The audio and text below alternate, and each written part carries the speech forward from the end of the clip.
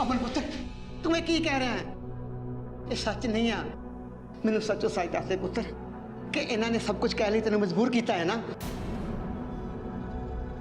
तेन डर की कोई लोड़ नहीं है पुत्र। इन्होंने तेन कुट कुट के सारे इल्जाम अपने सिर लै लिए मजबूर किया है ना। किसी के दबाव आके ना तू इतना ना कह। तू मुजरिम नहीं है पुत्र, तू इन्होंने कहने बेचना आया। तेरा बापू किसी बड़े वकील का पता करने गया है ना। नाले मैं अजे जिंदा हाँ पुत्र, तेनों कोई भी झूठा इल्जाम अपने सिर ते लैन की कोई लोड़ नहीं है। तू चिंता ना कर पुत्र, सब ठीक हो जाए। इत्थे फिर आ गया, बाहर कटो इन्हां नूं। नहीं मेरे फौजी साहब ਤੁਹਾਡਾ के हाथ जोड़दा, बस एक बारी ताए ते अमन नाल गल कर लैन दिओ। मन्नू किसी ने मजबूर नहीं किया। मैं जो कह रहा वो सच कह रहा। मैं हाँ अतवादी। ये पुछदस ते तफ्तीश इत्थे ही बंद कर दो फौजी साहब, क्योंकि मैं अपने ते लगे हुए सारे इल्जाम मान रहा। बड़े साहब एक कुड़ी नूं बचाउण लई कर रहे हैं। इन्हूं ये नहीं पता कि इसका नतीजा की निकलेगा। साडे सारे परिवार का की हाल होएगा। ताया जी बहुत झूठ बोल रहा है, इन्हूं साडी कोई परवाह नहीं है। ताया जी ताया जी कोई कुड़ी नहीं, मैं किसी कुड़ी नूं नहीं जानता। सुरजन झूठ बोल रहा है, मैं जो कह रहा वो सच कह रहा। तुसा किस लिए काम करदे हो ते कौन तुसां नूं असला दिंदा? असां किसे नाल भी असले दा लैण देण दा काम नहीं करते। असां दुपट्टियां दे उत्ते कढ़ाई कड्ढण दा काम करते हैं। ते असां तुसां नूं वार-वार समझा रहे हैं, वार-वार दस रहे हैं कि अमन अतवादी नहीं है। ओदा किसी भी असले दे नाल लेना देना नहीं है। उसनूं तां बैग भी असां आप अपने हत्थी फड़ाया सी ते असां नूं ओह बैग एक जनाब ने फड़ाया सी।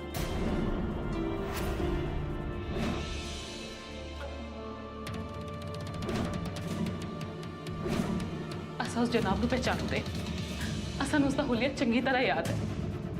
तुसां किसी ते गलत इल्जाम लगाण नालों चंगा है कि उस जनाब नूं लभो। शायद किसी दी जिंदगी बच जावे, तुसां उसदा स्केच बनवाओ, तफ्तीश शुरू करवाओ, सच अपने आप ही सारा सामने आ जाएगा ते उत्थे अमन दी जान भी बच जाएगी।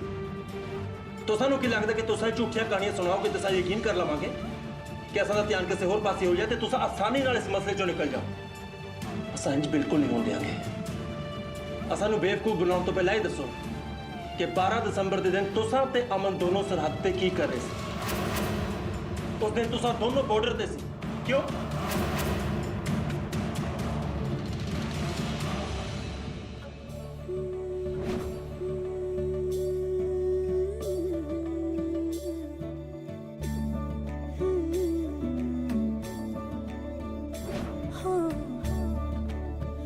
हुण की कहोगे जरीना बीबी?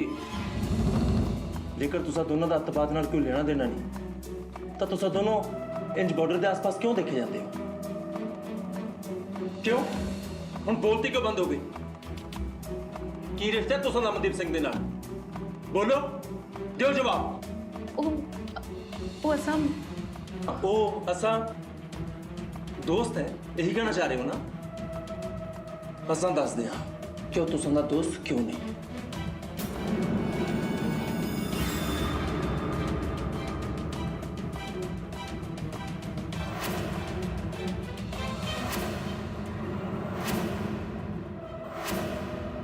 ये पतंग तुसा कोल? क्यों होश उड़ गए?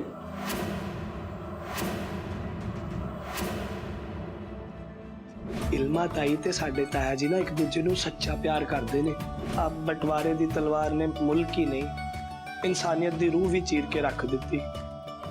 साडे ताया जी नूं मजबूरन अपना घर बार ते प्यार छड्ड के इधर नूं आना पिया। कि हुण भी कहोगे कि अमनदीप सिंह तुसां दा दोस्त है? केड़ा दोस्त गुरमुखी विच खत लिख के भेजदा जिसनूं पढ़न दी जुबान तर्जमानी दी किताब रखी हुई है?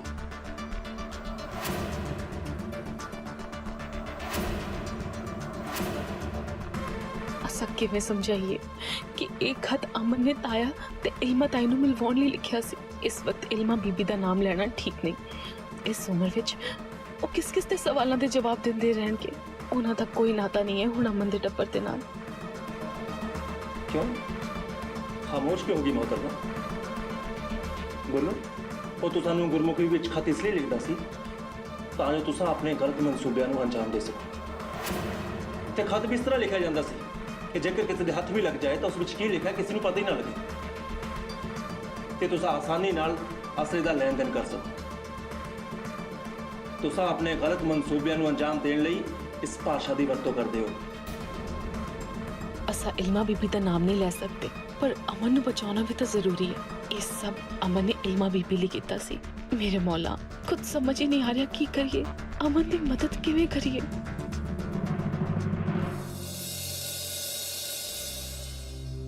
ਵੀਰ ਜੀ ਵੀ ਅੰਦਰ ਹੀ ਰਹਿ ਗਏ ਨੇ। ਮੇਰੇ ਪੁੱਤ ਦਾ ਪਤਾ ਨਹੀਂ ਕੀ ਹਾਲ ਹੈ, ਕੋਈ ਮੈਨੂੰ ਦੱਸ ਵੀ ਤੇ ਨਹੀਂ ਰਿਹਾ। ਇਹ ਸੱਚੇ ਪਾਤਸ਼ਾਹ, ਮੇਰਾ ਪੁੱਤ ਠੀਕ ਹੋਵੇ ਸਹੀ।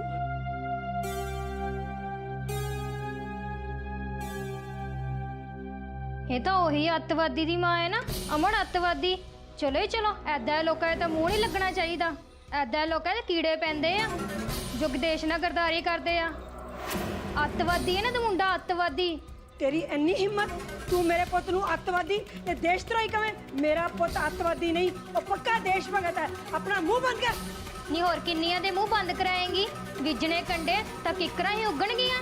ਮੁੰਡੇ ਦੇ ਕੰਨ ਖਿੱਚੇ ਹੁੰਦੇ ਤਾਂ ਅੱਜ ਕੋਈ ਚੱਜ ਦਾ ਕੰਮ ਕਰਦਾ, ਅੱਤਵਾਦੀ ਨਾ ਬਣਦਾ। ਜੇਕਰ ਤੁਸੀਂ ਸੱਚੇ ਹੁੰਦੇ ਤਾਂ ਸਿੱਧਾ ਅਮਨਦੀਪ ਸਿੰਘ ਦੇ ਘਰ ਫੋਨ ਕਰਦੇ। ਤੁਸੀਂ ਉਹਨਾਂ ਦੇ ਘਰ ਫੋਨ ਕਿਉਂ ਨਹੀਂ ਕੀਤਾ? ਕਿਸੇ ਖਬਰੀ ਨੂੰ ਪੈਸੇ ਦੇ ਕੇ ਖਬਰ ਲੈਣ ਦੀ ਕੋਸ਼ਿਸ਼ ਕਿਉਂ ਕੀਤੀ? ਤੇ ਹੁਣ ਜਦੋਂ ਅਮਨਦੀਪ ਸਿੰਘ ਭਾਰਤੀ ਫੌਜ ਤੋਂ ਫੜਿਆ ਗਿਆ ਤਾਂ ਤੁਸੀਂ ਅਲੱਗ-ਅਲੱਗ ਤਰੀਕੇ ਨਾਲ ਉਸ ਨਾਲ ਰਾਬਤਾ ਕਾਇਮ ਕਰਨ ਦੀ ਕੋਸ਼ਿਸ਼ ਕਰ ਰਹੇ। ਤੁਸੀਂ ਸਿੱਧਾ ਉਸਦੇ ਫੋਨ ਕਰ ਕਿਉਂ ਨਹੀਂ ਕੀਤਾ? ਬਸ ਬਹੁਤ ਹੋ ਗਿਆ, ਹੁਣ ਹੋਰ ਨਹੀਂ। ਤੁਸੀਂ ਜੋ ਵੀ ਸੋਚ ਰਹੇ ਹੋ ਗਲਤ ਸੋਚ ਰਹੇ ਹੋ। ਅਸਾਂ ਯਸੀਰ ਖਬਰੀ ਦੀ ਮਦਦ ਦਾ ਸਹਾਰਾ ਸਿਰਫ ਇਸ ਲਈ ਲਿੱਤਾ ਸੀ ਕਿਉਂਕਿ ਅਮਨ ਤੇ ਅੰਮੀ ਜਾਨ ਨੇ ਸਾਨੂੰ ਪੂਰੀ ਗੱਲ ਹੀ ਨਹੀਂ ਦੱਸੀ। ਮੁੜ ਕੇ ਇੱਥੇ ਦੁਬਾਰਾ ਫੋਨ ਕਰਨ ਦੀ ਹਿੰਮਤ ਨਾ ਕਰਨਾ। ਤੁਹਾਡੇ ਉਸ ਮੁਲਕ ਨੇ ਮੇਰਾ ਸਭ ਕੁਝ ਲੁੱਟ ਲਿਆ। ਅੱਜ ਜੇ ਮੇਰਾ ਪੁੱਤ ਐਡੀ ਵੱਡੀ ਮੁਸੀਬਤ 'ਚ ਹੈ ਕਿਉਂਕਿ ਉਹ ਉਸ ਪਾਰ ਗਿਆ ਸੀ। ਉਹਨਾਂ ਨੇ ਬਸ ਇਹ ਨਹੀਂ ਕਿਹਾ ਕਿ ਅਮਨ ਜਾਨ ਦਾ ਮੁਲਕ ਵਾਪਸ ਮੁੜਿਆ। ਉਸਦੀ ਜ਼ਿੰਦਗੀ ਖਰਾਬ ਹੋ ਚੁੱਕੀ ਹੈ, ਉਹ ਬਰਬਾਦ ਹੋ ਚੁੱਕਾ ਹੈ। ਉਹ ਕਿਸੇ ਬਹੁਤ ਵੱਡੀ ਮੁਸੀਬਤ ਦੇ ਵਿੱਚ ਫਸਿਆ ਹੈ। ਸਾਨੂੰ ਫਿਕਰ ਹੋ ਰਹੀ ਸੀ, ਅਸਾਂ ਫੋਨ ਵੀ ਕੀਤਾ, ਪਰ ਉਹਨਾਂ ਨੇ ਕਿਹਾ ਕਿ ਅਸੀਂ ਕਦੇ ਵੀ ਦੁਬਾਰਾ ਉਹਤੇ ਫੋਨ ਨਾ ਕਰੀਏ। ਅਸਾਂ ਤੋਂ ਰਿਆ ਨਾ ਕਿਹਾ ਤਾਂ ਅਸਾਂ ਦੁਬਾਰਾ ਫੋਨ ਲਗਾਇਆ, ਪਰ ਲੈਣ ਹੀ ਨਹੀਂ ਮਿਲੀ। ਸਾਨੂੰ ਕੁਝ ਸਮਝ ਨਹੀਂ ਆ ਰਿਹਾ ਸੀ ਕਿ ਅਸਾਂ ਕੀ ਕਰੀਏ, ਕਿਵੇਂ ਅਮਨ ਦੀ ਖਬਰ ਸਾਰ ਲਈਏ। ਇਸ ਲਈ ਅਸਾਂ ਯਸੀਰ ਖਬਰੀ ਨੂੰ ਮਿਲੇ ਸਾਂ ਤੇ ਯਸੀਰ ਖਬਰੀ ਨੂੰ ਪੈਸੇ ਦੇਣ ਵਾਸਤੇ ਅਸਾਂ ਤੁਸਾਂ ਦੇ ਕੰਮ ਨੂੰ ਹਾਂ ਵੀ ਕੀਤੀ ਤੇ ਇਹੀ ਸੱਚ ਹੈ। ਤੁਹਾਨੂੰ ਕੀ ਲੱਗਦਾ ਹੈ ਕਿ ਤੁਸੀਂ ਝੂਠੀਆਂ ਕਹਾਣੀਆਂ ਸੁਣਾਓਗੇ ਤਾਂ ਅਸੀਂ ਯਕੀਨ ਕਰ ਲਵਾਂਗੇ? ਸੁਣੋ ਮੁਹਤਰਮਾ, ਇਸ ਮਾਸੂਮ ਚਿਹਰੇ ਤੇ ਭੋਲੀਆਂ ਅੱਖਾਂ ਪਿੱਛੇ ਸੱਚ ਨਹੀਂ ਲੁਕ ਸਕਦਾ। ਇਸ ਮਾਸੂਮ ਚਿਹਰੇ ਦੇ ਪਿੱਛੇ ਦੇ ਅੱਤਵਾਦੀ ਨੂੰ ਅਸੀਂ ਚੰਗੀ ਤਰ੍ਹਾਂ ਜਾਣਦੇ ਹਾਂ। ਅਸਾਂ ਕੋਲੋਂ ਸਾਰੇ ਸਬੂਤ ਨੇ ਜਿਸ ਤੋਂ ਪਤਾ ਲੱਗਦਾ ਕਿ ਤੁਸੀਂ ਤੇ ਅਮਨ ਕਈ ਮਹੀਨਿਆਂ ਤੋਂ ਆਪਸ ਵਿੱਚ ਗੱਲਬਾਤ ਕਰ ਰਹੇ ਹੋ ਤੇ ਤੁਸੀਂ ਕਿੰਨੀ ਵਾਰ ਫੋਨ ਤੇ ਗੱਲ ਕੀਤੀ।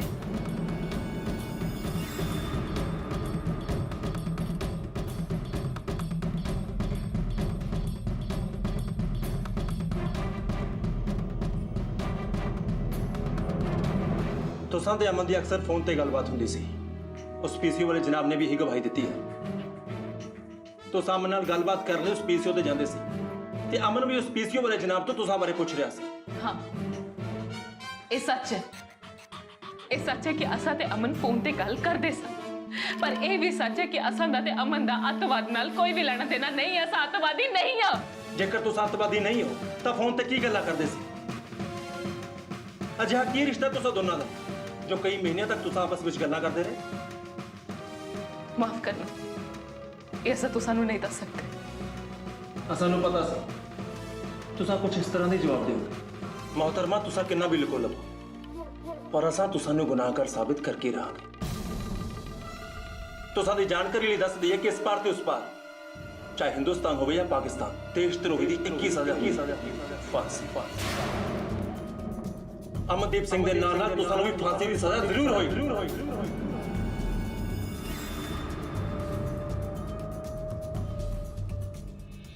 ਅਮਨ ਪੁੱਤਰ, ਇਹ ਸੁਰਜਨ ਕੀ ਕਹਿ ਰਿਹਾ ਹੈ? ਕੌਣ ਆ ਉਹ ਕੁੜੀ ਜਿੰਨੇ ਤੂੰ ਝੂਠ ਤੇ ਝੂਠ ਬੋਲੀ ਜਾ ਰਿਹਾ? ਤਾਇਆ ਜੀ, ਮੇਰੀ ਗੱਲ ਮੰਨੋ, ਕੋਈ ਕੁੜੀ ਨਹੀਂ ਹੈ। ਸੁਰਜਨ ਝੂਠ ਬੋਲ ਰਿਹਾ। ਇਹ ਸਿਰਫ ਮੈਨੂੰ ਬਚਾਉਣਾ ਚਾਹੁੰਦਾ, ਇਸ ਕਰਕੇ ਕਿਸੇ ਵੀ ਭੋਲੀ ਭਾਲੀ ਕੁੜੀ ਦਾ ਨਾਂ ਲੈ ਰਿਹਾ। ਤਾਇਆ ਜੀ, ਮੈਂ ਨਾ ਇਸ ਦੀ ਜਾਨ ਲੈ ਲੇਗਾ। ਇਹ ਝੂਠ ਤੇ ਝੂਠ ਬੋਲੀ ਜਾ ਰਿਹਾ। ਇਹਨੂੰ ਬਿਲਕੁਲ ਪਰਵਾਹ ਨਹੀਂ ਹੈ ਸਾਡੇ ਕੋਈ ਪਰਿਵਾਰ ਦੀ। ਉਹ ਚਲੇ ਜਾਓ ਇੱਥੋਂ। ਅਮਨਦੀਪ ਸਿੰਘ ਨੇ ਆਪਣਾ ਗੁਨਾਹ ਕਬੂਲ ਕਰ ਲਿਆ। ਗੱਲਾਂ ਚਲਾ ਕੇ ਭੜਕਾਉਣ ਦੀ ਕੋਸ਼ਿਸ਼ ਨਾ ਕਰੋ ਇਹਨੂੰ। अपना मुंह बंद कर, नहीं तेरा मैं मुंह तोड़ दूंगी। ਸੁਰਜਣ ਪੁੱਤਰ ਹਾਂਜੀ ਤੂੰ ਬਾਹਰ ਜਾ ਕੇ ਵੇਖ ਤੇਰੀ ਚਾਚੀ ਨੂੰ ਕੀ ਹੋਇਆ। ਹਾਂ ਮੈਂ ਜਰਾ ਅਮਨ ਨਾਲ ਗੱਲ ਕਰਦਾ ਹਾਂ।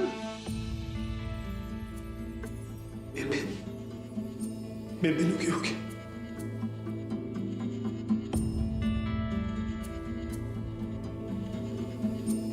ਤੇਰੇ ਇਸ ਝੂਠ ਨੇ ਤੇਰੀ ਬੇਬੇ ਦੀ ਜਾਨ ਲੈ ਲੈਣੀ ਆ ਪੁੱਤਰ, ਤੇ ਮੈਂ ਆਪਣੇ ਆਪ ਨੂੰ ਕਦੇ ਵੀ ਮਾਫ ਨਹੀਂ ਕਰ ਪਾਵਾਂ, ਕਿਉਂਕਿ ਤੂੰ ਉਸ ਪਾਰ ਤਾਂ ਮੇਰੇ ਕਰਕੇ ਗਿਆ ਸੀ। ਸੱਚ ਸੱਚ ਬੋਲ ਦੇ ਪੁੱਤਰ, ਨਹੀਂ ਤਾਂ ਸਾਰਾ ਟੱਬਰ ਰੁੜ ਜਾਊਗਾ। चलो इत्थों थाने ਨੂੰ ਅਖਾੜਾ ਬਣਾ ਕੇ ਰੱਖਿਆ ਹੋਇਆ ਹੈ। ਦੇਖਿਆ ਲੋਕ ਮੇਰੇ ਪੁੱਤ ਅਮਨ ਨੂੰ ਕੀ ਕਹਿ ਰਹੇ ਨੇ? ਲੋਕ ਮੇਰੇ ਪੁੱਤ ਨੂੰ ਅੱਤਵਾਦੀ ਆ, ਦੇਸ਼ਧਰੋਹੀ ਕਹਿ ਰਹੇ ਨੇ। ਮੈਨੂੰ ਪਤਾ ਮੇਰੇ ਪੁੱਤ ਨੇ ਇਹੋ ਜਿਹਾ ਕੁਝ ਨਹੀਂ ਕੀਤਾ। ਮੈਂ ਕਿਵੇਂ ਸਮਝਾਵਾਂ ਲੋਕਾਂ ਨੂੰ ਕਿ ਮੇਰਾ ਪੁੱਤ ਅੱਤਵਾਦੀ ਨਹੀਂ ਹੈ? हाँ चाची, अमन देशद्रोही नहीं है। ਇਹ ਜੋ ਕੁਝ ਵੀ ਹੋ ਰਿਹਾ ਨਾ ਤੁਹਾਡੇ ਸਾਰਿਆਂ ਕਰਕੇ ਹੋ ਰਿਹਾ। ਜੇ ਮੇਰਾ ਪੁੱਤ ਅੱਜ ਜੇਲ੍ਹ 'ਚ ਹੈ ਤੇ ਤੁਹਾਡੇ ਕਰਕੇ ਹੈ।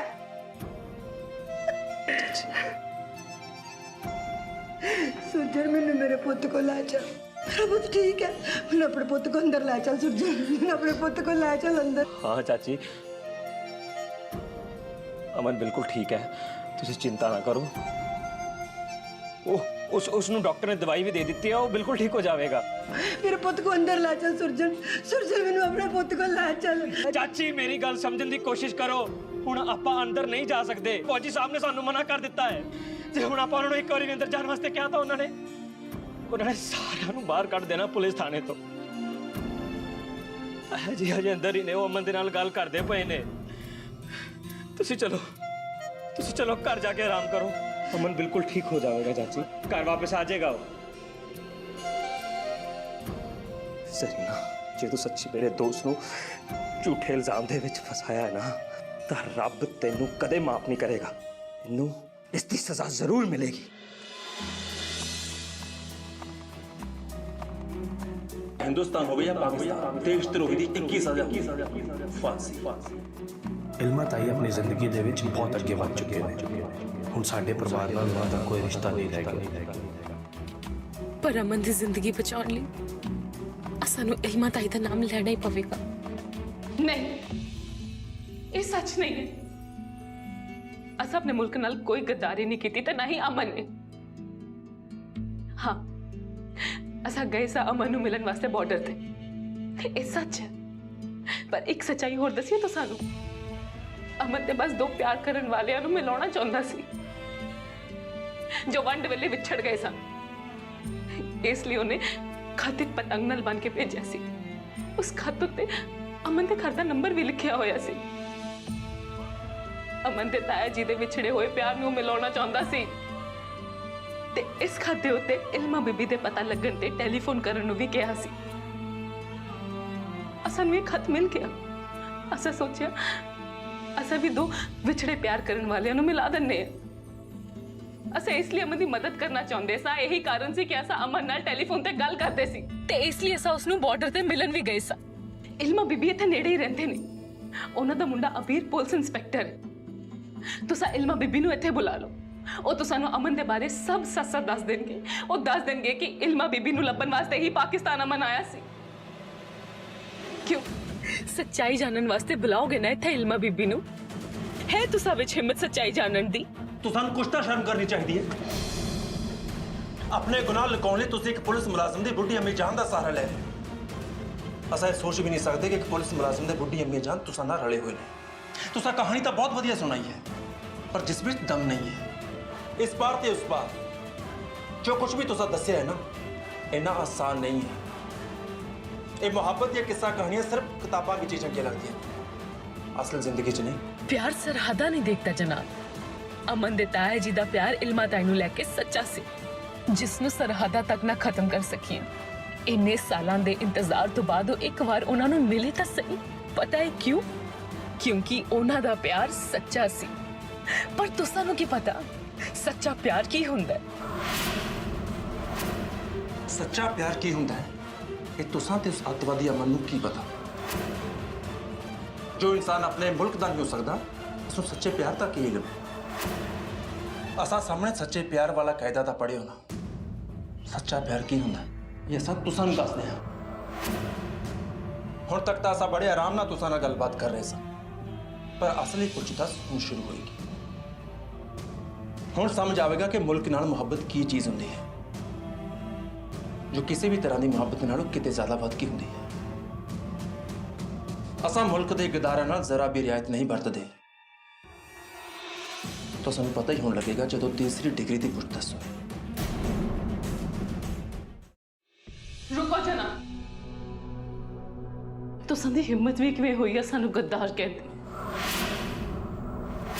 असा इस मुल्क नाल गद्दारी नहीं कीती ए मुल्क जिन्ना तुसां दा है ना उन्ना असां दा भी है असां दे दिल नू भी बुरा लगदा है जद असां दे मुल्क नू कोई शक भरियां निगाहां नाल वेखदा है असां दा दिल भी ओना ही दुखदा है जद असां दे मुल्क दे उत्ते कुछ झूठा इल्जाम लगांदा है उंगल चकदा है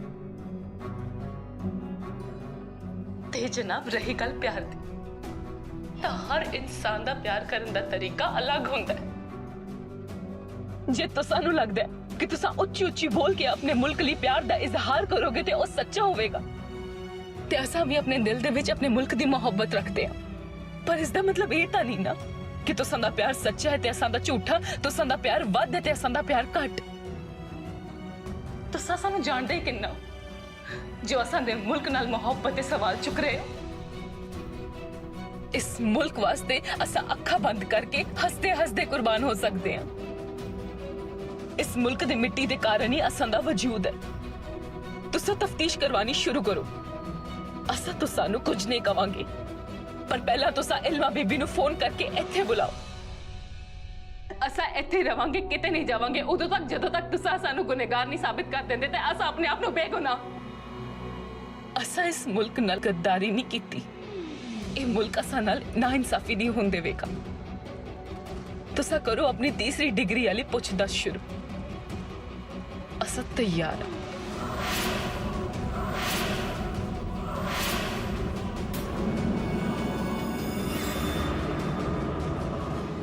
चलो करो फोन अपनी कहानी वाली इल्मा बीबी नू जिसका कोई वजूद ही नहीं है असा भी वेखते हैं किन्ना क मोहब्बत है तुसानू अपने मुल्क दे नाल करो फोन ते गलत साबित करो असान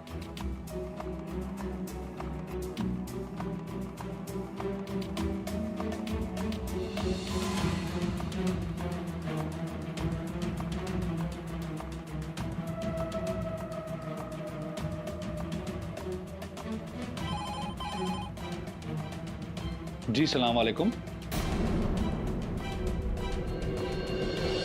फोन इल्मा बीबी ने नहीं चकिया हुन असां की करिए जल्दी इल्मा बीबी ना गल करो इन्ना वक्त नहीं है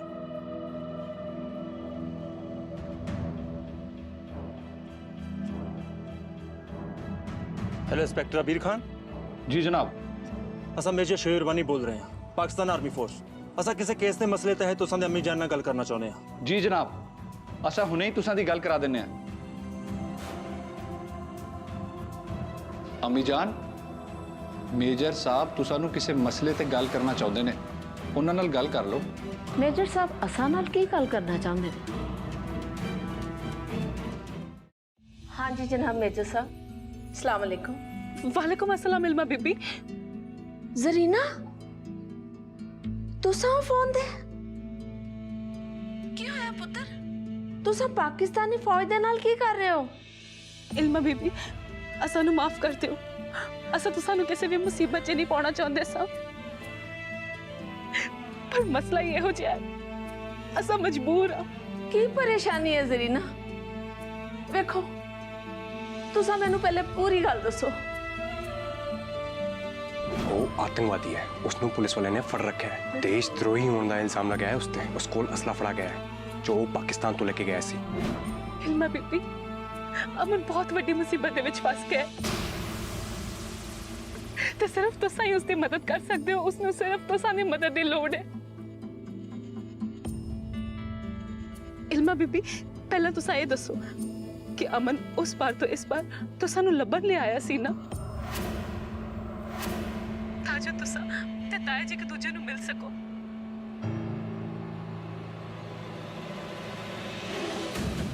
इल्मा बीबी सानू माफ कर दियो तो सानू खुदा दा वास्ता असा तुस अगे हाथ जोड़दे आ अमन नू बचा लो